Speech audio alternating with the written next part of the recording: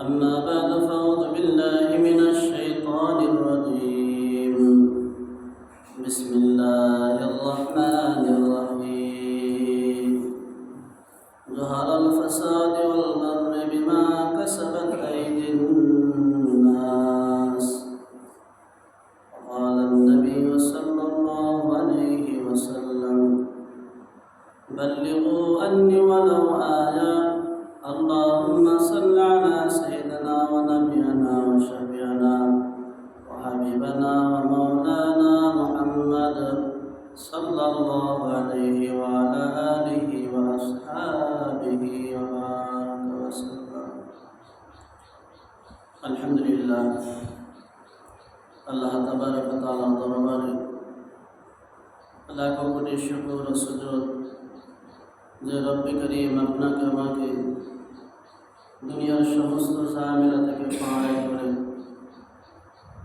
জুমার নামাজ আদায় করার উদ্দেশ্যে মালিকের ঘরে আসার মতো বসার মতো তৌফিক দান করেছে।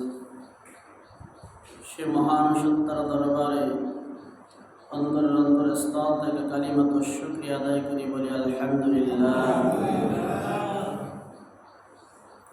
আল্লাহ তাবারক ওয়া তাআলা বলেন, লাইন শাকারতুম লাযিদান্নাকুম ওয়া লাইন কাফারতুম ইন্না আযাবি লাশাদীদ। মালিকের ঘোষণা হলো, যখন মালিকের নিয়ামত পাও তো এই নিয়ামতের কদরদারি করো, অর্থাৎ এই মালিকের শুকরিয়া আদায় করো, আলহামদুলিল্লাহ বলো। তো আলহামদুলিল্লাহ বলার দ্বারা কি ফায়দা হবে? বলা হয় যে আলহামদুলিল্লাহ বললে তোমারই ফায়দা হবে। কার ফায়দা হবে? যে বলবে, যে বলতে ওয়ালারই ফায়দা। তো এর দ্বারা মালিক খুশি হবে। মালিক খুশি হইলে আল্লাহ তাআলা আরও নিয়ামত বাড়াই দেবে। কথা বলেন ঠিক কিনা? আর যদি আমি নাশুকরিয়া আদায় করি তাহলে আমারই বিপদ হবে, আমারই ক্ষতি হবে। এর ব্যাখ্যা তাফসীরে জালালাইনের ভিতর আসছে যে নিয়ামতের নাশুকরিয়া আদায় করলে আল্লাহ তাআলা ওই নিয়ামত ছিনিয়ে নিয়ে যাবেন। দুনিয়াটা তো নেবেনি, ওই নিয়ামত হলো সে জান্নাত। সে কি? জান্নাত। কারণ মালিকের কাছে মালিক বলে, এই পৃথিবীতে যা আছে আর না আছে, দুই চোখে আমরা যা দেখি বা না দেখি, সব কিছু কিন্তু আল্লাহর মাখলুক। সব কিছু কি আল্লাহর মাখলুক, আল্লাহ তাআলা সৃষ্টি করছেন। ওই গোটা জাতি, এই গোটা পৃথিবীর সব কিছু যদি আল্লাহ তাআলার কাছে, হাদিসের ভিতরে আসছে, একটা মশা বা মাছের দানা পরিমাণ মূল্য। বলেন তো, মশা আর মাছের কোনো দাম আছে? কোনো দাম নাই।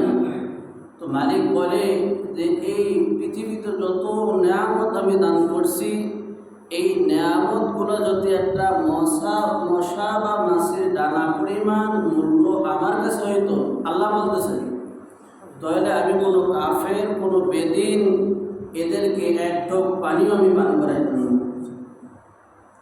তো বোঝা গেল এইগুলা আল্লাহ তাআলার কাছে কোনো দামই নাই। কি নাই? কোনো দাম নাই। এই জন্য তো দেখেন, কাফের, বেদিন, আস্তিক, নাস্তিক, যারা আল্লাহকে বিশ্বাস করে না, আল্লাহ মানে না, বলে আল্লাহ বলতে কেউ নাই, যা দেখি না তা মানি না, আছে না নাই? এগুলো হলো টাটকা নাস্তিক। এগুলো কি? এগুলো তো টাটকা নাস্তিক। আরে তুই তোর বাপরে দেখোস তাই, তুই তো অন্যর মুখে সংসর্য, অমুক তোর বাপ, তো তার তুই স্বীকার করতেছ না বাপ? কথা বলেন না কি? না আমার আব্বার আমি দেখছি সবাই কয় তো ওই তোর আব্বা, এই আমরা নাম দেখে দেয়, অমুক আমার বাপ, পরিচয় দিয়ে আমি অমুকের ছেলে। কথা বলেন ঠিক খেয়াল। কিন্তু নাস্তিকের বাচ্চারা বলে, যা দেখি না তা মানি না, আল্লাহ দেখি না তো আল্লাহ মানি না। তো এই নাস্তিকরেও আল্লাহ তাআলা খাইতেছে, আল্লাহ তাআলা পালতেছে, অধস্তর বুজুর্গ এই জন্যই পালতেছে যে এই পৃথিবীটা আল্লাহ তাআলার কাছে কোনো মূল্য নাই। কথা বলেন ঠিক।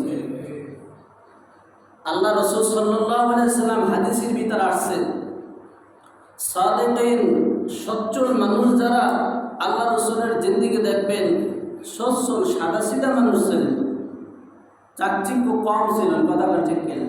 সবসময় শুধু আখিরাতের ফিকির, কিভাবে আমি নাজাত পাবো, আমার মুক্তি পাইবে, এই টেনশন ছিল, আর অন্য কোনো টেনশন নাই। তো দোস্তর বুজুর্গ আল্লাহ রাসূল বলে যে আমার উম্মত যারা হবে এরা ওইটা সহ্য করতে পারবে না। যদি সহ্য করতে পারতো তাহলে প্রত্যেকের কাফের মুশরিক যারা তাদেরকে আল্লাহ তাআলা এত সম্পদ দান করত, যে সম্পদ দিয়া ঘরের ছাদ পিটাইতো সোনা দিয়া। কি দিয়া?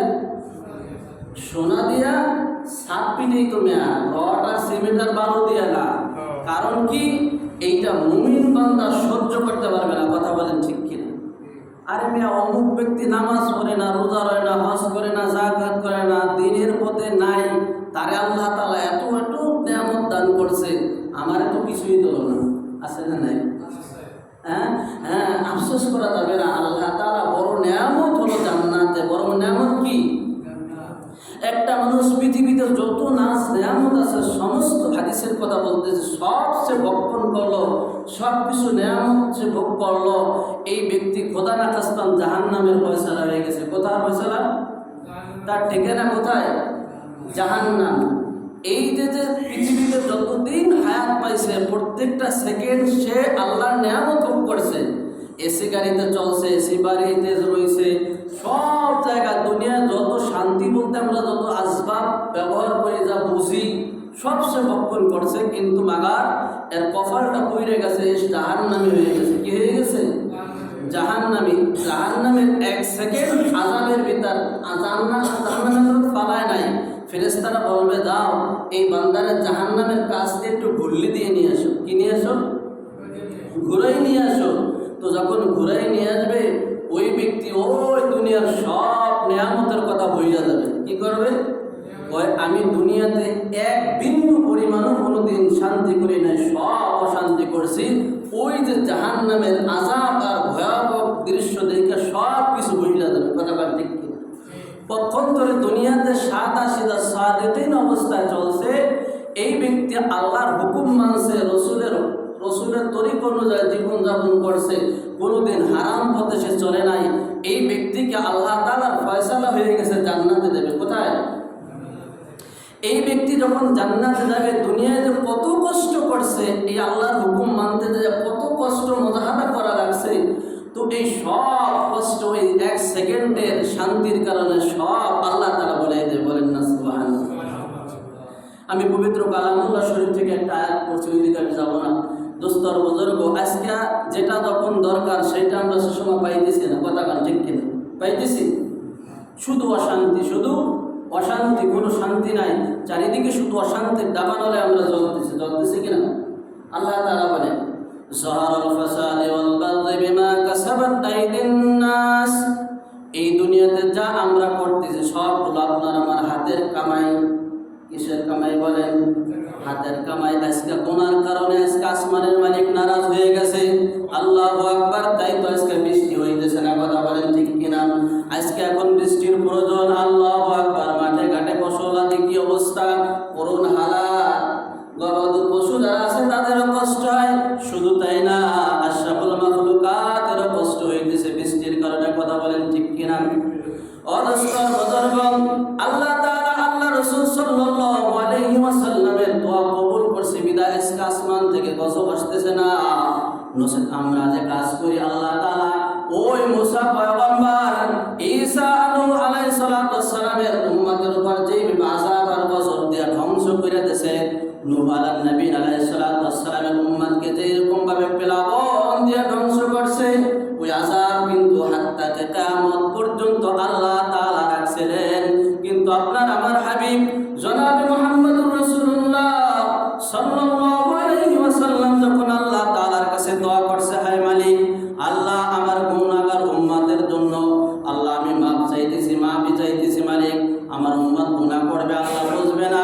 খবরদার মালিক, মুসা পয়গম্বরের উম্মত যদি কোনো গুনাহ করতো আসমান থেকে আপনার সাথে সাথে আযাব পাঠিয়ে দিতেন। নূহ পয়গম্বরের উম্মত যখন গুনাহ করতো প্লাবন দিয়ে ধ্বংস করে দিতেন। এই আযাব আমার উম্মতকে আপনি দেন না, আমার উম্মতকে একটু তাওবা করার সুযোগ দেন। হাবিবের দোয়া আল্লাহ তাআলা কবুল করেছে, তাই আমরা বাঁচতেছি। কথা বলেন ঠিক কিনা? আজকে সমাজ আমি আলেম পরিচয় দিয়ে চলতেছি, আজকে সমাজ আমি হাদিস সাহেব পরিচয় দিয়ে চলতেছি।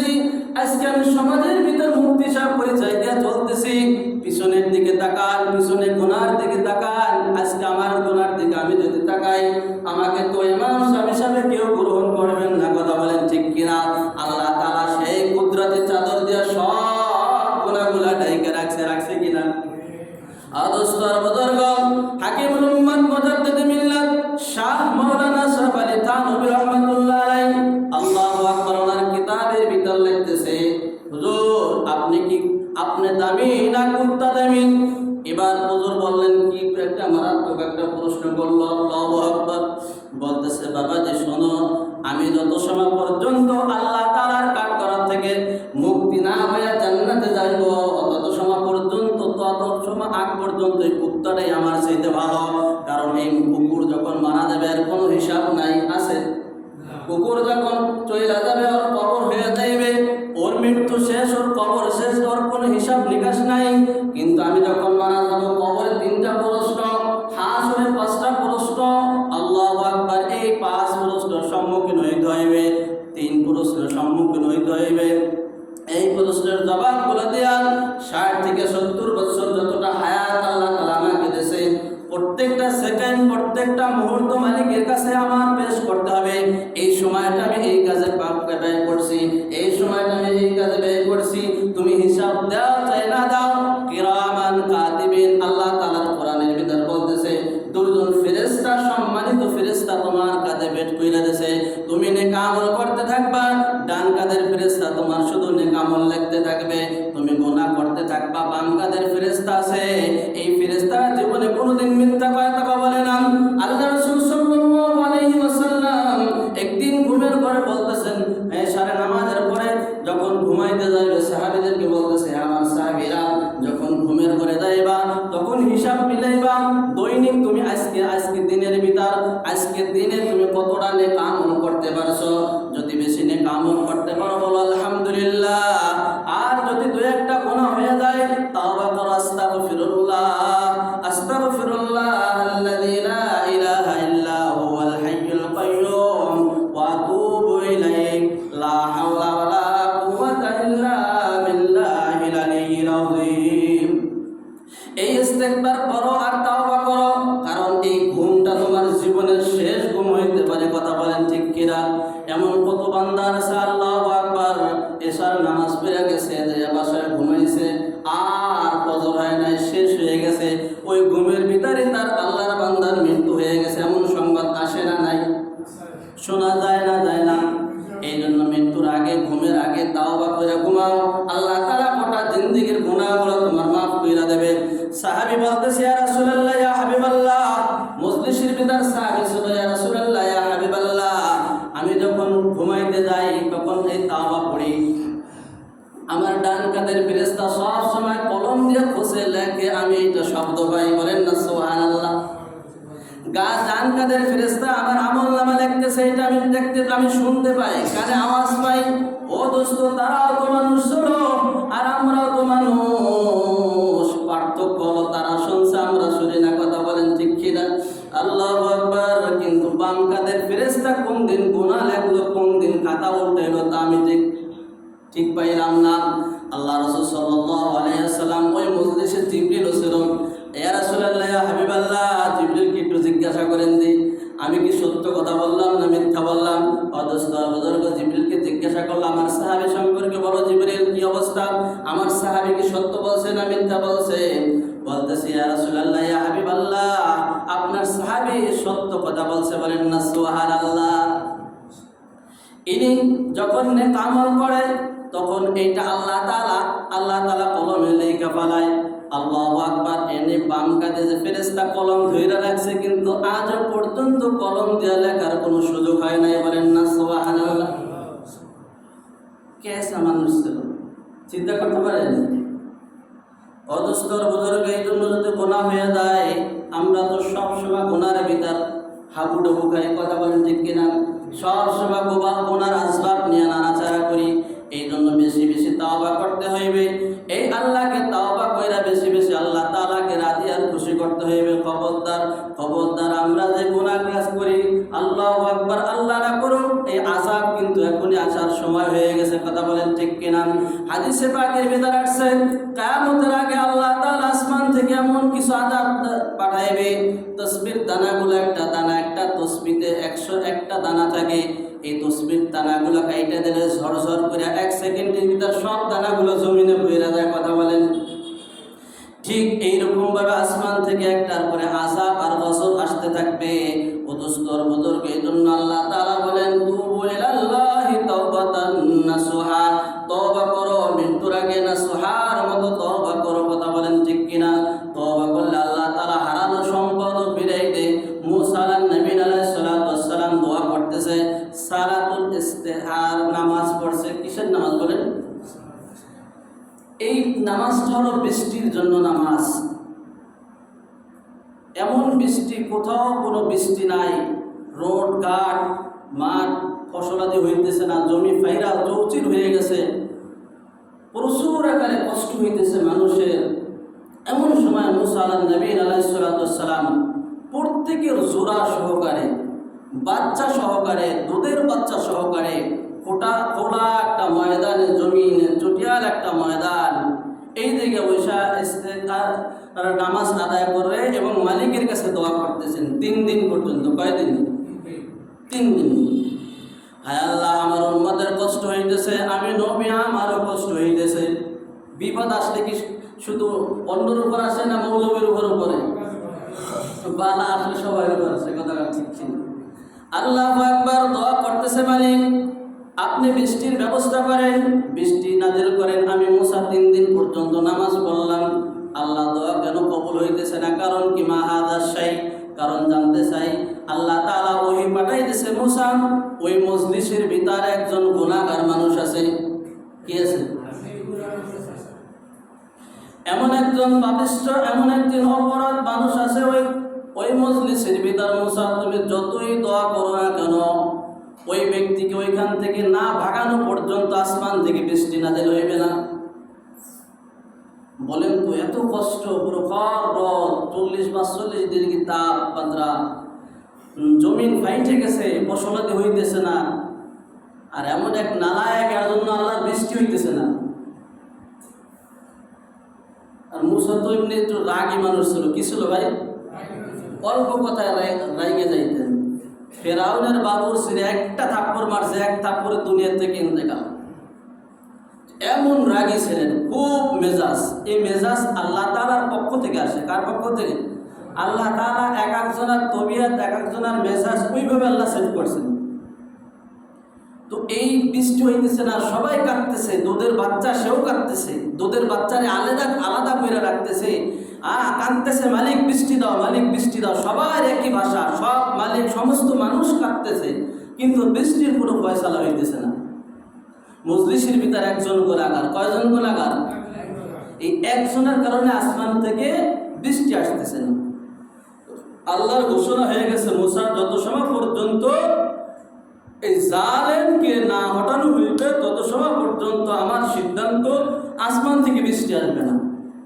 এই ঘোষণা যখন হয়ে গেছে, এলান হয়ে গেছে, এবার মুসা নবী দাঁড়াইয়ে বলতেছে, হে মজলিসে যারা উপস্থিত আছেন তারা সবাই শোনেন, এই মজলিসের ভিতরে এক ব্যক্তি আছে গুনাহগার, যার কারণে আসমান থেকে আল্লাহ তাআলা বৃষ্টি নাযিল করতেছে না।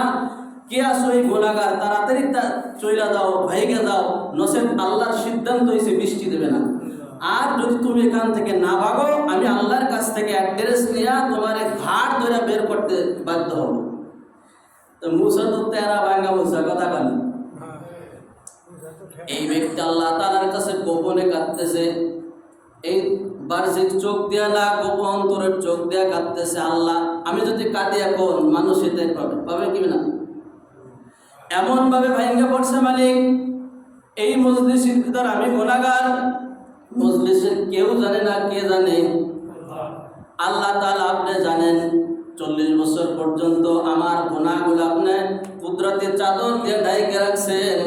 আজকে আমারে বেইজ্জতি কইরেন না মালিক, আপনার কাছে তাওবা করতেছি, জিন্দেগিতে আর কোনোদিন আমি গুনাহ করব না। বলেন না সুবহানাল্লাহ। সিদ্ধান্ত নিয়ে ফেলাইছে। আল্লাহু আকবার। মালিকের আল্লাহ তাআলা, আল্লাহু আকবার, মালিকের কাছে জোশ লেগে গেছে। আল্লাহ তাআলা এখনই বৃষ্টি দেবে। মুহূর্তের ভিতর মেঘ এসে গেছে। মেঘ ডাক দিয়ে আল্লাহু আকবার, বৃষ্টি পড়া শুরু হয়ে গেছে। আল্লাহ মুসা নবী আল্লাহকে ডাকতেছে, মালিক কই সেই জালিম তো এখন তোমার ভাগলো না। মুসা বলতেছে, এই কথা বলার পরে আল্লাহ তাআলা বলতেছে, মুসা যে জালেমের কারণে আমি বৃষ্টি, আসমানের মালিক বৃষ্টি বন্ধ করছিলাম, এই জালেমের কারণে আমি এখন বৃষ্টি দিতে বাধ্য হলাম। বলেন না সুবহানাল্লাহ। ওই ব্যক্তি ছিল অপরাধী, গুনাহগার, এখন আল্লাহর ওলি হয়ে গেছে। কি হয়ে গেছে? আল্লাহর ওলি হয়ে গেছে, আল্লাহকে রাজি কইরা ফেলাইছে। এবার মুসা নবী বলতেছে, আল্লাহ ওই ব্যক্তিটার আমার একটু দেখাই দাও, আমি তার কাছ থেকে দোয়া নেব, তার সাথে মোলাকাত করবো। হয় না, তারা দেখানো যাবে না। কি করা যাবে না? এই জন্য মেরে দোস্ত আর বুজুর্গ, তুবু ইলাল্লাহি তাওবাতান নাসুহা, মনে মনে তওবা করবেন। এইটাই হলো আসল তওবা। এইটা কি? মুখে বললেন আস্তাগফিরুল্লাহ আস্তাগফিরুল্লাহ, আবার আকাম কুকাম যা করার তাই করলেন, এই আস্তা বলে কাজ হবে? কিছু হইবে? এটা শুধু তাসবিহ আপনার সওয়াব হবে, কিন্তু যে তাওবা, সে তাওবা হক আদায় হইবে না। কথা ঠিক না? এই জন্য দিল থেকে নিজের থেকে নিজে যদি পরিবর্তন না হয় তাহলে সম্ভব না। আর এটা মৃত্যুর আগেই সম্ভব, পরিবর্তন হইতে হবে। আল্লাহ তারা সুযোগ দিছে, মৃত্যু হয়ে গেলে যদি তওবা করেন, আল্লাহ এখন তো আমার কোনো কাম নাই, দুনিয়ার কোনো টেনশন নাই, বিশাল সময়, শেষ দিন যেই ব্যক্তি মারা যাবে 40,000 বছর কবরে থাকবে, তো এত সময় তো আদম নবীর থেকে মানুষের জন্ম শুরু হয়েছে। কথা বল, তো তারা যখন মারা গেছে কত 40,000 বছর থাকবে, তার কোনো হিসাব আছে? ক্যালকুলেটরে ধরবে? তো এখন বড় একটা দায়রা মারা দেন আর বড় একটা তসবিহ দিয়ে দেবেন, নামাজ আর রোজা শুরু হয়ে কাজ হবে? কথা বলে না কাজ হবে? মৃত্যুর আগ পর্যন্ত ইবাদতের সুযোগ মালিক রাখছে। কথাটা ঠিক কিনা? এই জন্য দোস্ত বুজুর্গ, রাজি করার সময় এখন, মরার পরে কিন্তু মালিকরা রাজি করা যাবে? রাজি করা যাবে না। ছোট্ট একটা ঘটনাটা যদিও অনেক বড়, কিন্তু ওই দিকে আমি যাইব না। ছোট একটা ঘটনা, আমি বুখারীতে হাদিস আসছে যে আল্লাহর বান্দা এত গুনাহ করছে, গুনাহ করতে করতে নিজের তো একটা হিসাব আছে না? নেই? এই ব্যক্তি এখন চিন্তা করে যে আমি এখন কি করব, আমি যে গুনাহ করছি, এখন যদি তওবা না করে মারা যায় আমার তো আর উপায় থাকবে না। তো এই ব্যক্তি তওবা করার জন্য আলেমের বাড়ি রওনা হয়েছে। কোথায়? আলেমের বাড়ি রওনা হয়েছে। হঠাৎ আলেমের বাড়ি যাইতে না যাইতে মাঝপথে তার মৃত্যু হয়ে গেছে। বুখারীতে মশহুর হাদিস। এই ব্যক্তির মৃত্যু হয়ে গেছে। মৃত্যুর পরে 2 দল ফেরেশতা আসছে। কয় দল? এক দলে আসছে জান্নাতে নিয়ে যাবে, আর এক দলে আসছে জাহান্নামে। এই 2 ফেরেশতা ঝগড়া বাঁধাইছে। জাহান্নামে নিয়ে যাবে, তারা সারা জীবন আকাম করছে, এই জন্য জাহান্নামের ফেরেশতা পাঠাইতেছে। আর জান্নাতে নেবে এই আশায়, যেই ব্যক্তি তওবার জন্য রওনা হয়েছে, এই ব্যক্তি যখন তওবা করবে, ইল্লা মান তাবা ওয়া আমানা ওয়া আমিলা আমালান সালিহা ফাউলাইকা ইউবাদদিলুল্লাহু সাইয়্যাতিহিম হাসানা। আল্লাহ তাআলা বলেন, যদি কোনো ব্যক্তি তাওবা করে 70 বছর পর্যন্ত যদি গুনাহের ভিতর লিপ্ত থাকে, এই 70 বছর পরেও যদি তওবা করে, তওবা করার পরে হুঁশ আসে, এবার তওবা করতেছে, মালিক বলে 70 বছর যে গুনাহ করলো, এই 70 বছরের গুনার পরিবর্তে প্রত্যেকটা নেকি আল্লাহ তাআলা দান করে। বলেন সুবহানাল্লাহ। সূরা ফুরকানের তাফসীর আপনি দেখতে পারবেন। আর এত পরিমাণ গুনাহ করলো, এই গুনাহগুলো সব মাফ হয়ে যাবে, আর এতগুলা অ্যাকাউন্টে সে সব পেয়ে যাবে। বলেন না সুবহানাল্লাহ। এজন্য তওবা করলে লাভ না লস? যতটা গুনাহ করছি ততটা সব দেবে, আর মালিক নিষ্পাপ করে মাসুম বানিয়ে দেবে। বলেন না সুবহানাল্লাহ। তো ফেরেশতাদের দাবি হলো, সে যাইতেছে আলেমের বাড়ি। কোথায় যাইতেছে? এখন তাওবা করবে, বাকি জিন্দেগি যে কয়দিন আছে ভালো হয়ে চলবে, সিদ্ধান্ত নিয়ে আলেমের বাড়ি চড়ছে। তো এই মাঝপথে তার মৃত্যু হয়ে গেছে। 2 দল ফেরেশতারা আসছে। এই ফেরেশতার আওয়াজ আসমানের মালিক দেখে না দেখে? সব কিছু দেখতেছে। কথা বলেন ঠিক কিনা? তো আসমানের মালিক বলতেছে, ফেরেশতারা তোমরা ঝগড়া করিও না, তোমরা ওই আলেমের বাড়ি আর ওই যেই ব্যক্তি মারা গেছে ওই পর্যন্ত মাপ দাও, এরপরে যেই জায়গায় মারা গেছে ওই থেকে নিয়ে তার বাড়ি পর্যন্ত মাপ দাও, দেখো কোন দিকে জায়গা কম। দেখছেন আল্লাহকে আমাদের কিভাবে বাঁচানোর চেষ্টা করে? দেখেন, আল্লাহু আকবার, আল্লাহু আকবার, আল্লাহু আকবার। ও দোস্তর বুজুর্গ, ঘটনাক্রমে তার বাড়ি ছিল কাছাকাছি, আলেমের বাড়ি ছিল দূরে। আল্লাহ তাআলা সব কিছু হুকুমের মালিক, আমরা সবাই হুকুমের গোলাম। মালিক যখন হুকুম করছে, এই জমিন হুকুমের গোলাম, এই জমিন একদিন সাক্ষী দেবে। ইয়াউমা ইদিন তুহাদ্দিসু আখবারাহা, এই জমিন আপনার আমার বিরুদ্ধে সাক্ষী দেবে। এই মসজিদে আসছেন নামাজ পড়ার জন্য, মালিককে রাজি করার জন্য, এই জমিন একদিন সাক্ষ্য দেবে, হায় আল্লাহ অমুক বান্দা এই জমিনের উপর সিজদা করেছে, আল্লাহ ওই বান্দাকে মাফ করেন। বলেন না সুবহানাল্লাহ। এবার আল্লাহ তাআলা জমিনকে হুকুম করছে, জমিন তুমি আলেমের বাড়ি কাছে হয়ে দাও, আর ওই ব্যক্তির বাড়ি দূরে হয়ে দাও। ফেরেশতারা মাপ দিয়ে দেখে আলেমের বাড়ি কাছে আর ওই ব্যক্তির বাড়ি দূরে। ঘটনা বাস্তব এইটাই ছিল, আলেমের বাড়ি ছিল দূরে, কিন্তু তার বাড়ি ছিল কাছে। যেহেতু হুকুম, সব কিছু হুকুম মানে আল্লাহ তাআলা হুকুম করছে জমিনকে, জমিন টান দিয়ে লাশটা সরাই ফেলাইছে। বলেন না সুবহানাল্লাহ। এই ব্যক্তির উদ্দেশ্য ছিল তওবা। এই ব্যক্তির উদ্দেশ্য ছিল কি? তাওবা। এই জন্য আল্লাহ তাআলা জীবনের গুনাহগুলো মাফ কইরা নিষ্পাপ বানাইয়া